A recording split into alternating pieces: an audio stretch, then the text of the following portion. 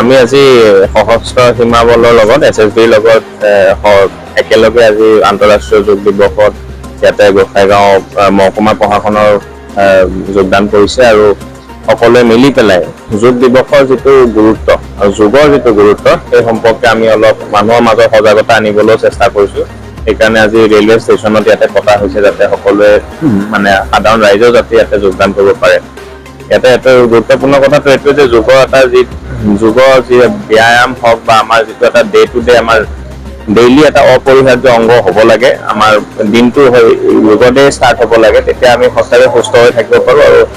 বহুত কেইটামান বেমাৰ যিবিলাক আমাৰ লাইফষ্টাইল ডিজিজ বুলি কয় সেইবিলাকৰ পৰা আমি মুক্তি পোৱাৰ এইটো এটা সহজ উপায় বুলি মই ভাবোঁ। সেইকাৰণে এইটো অকল এদিনীয়া হিচাপে নহয়, এইটো যাতে পৰৱৰ্তী দিনতো মানুহে এইটো নিজৰ জীৱনত সোমাই ল'ব পাৰে, সেইটোৰ কাৰণে আমি চেষ্টাটো কৰিছোঁ।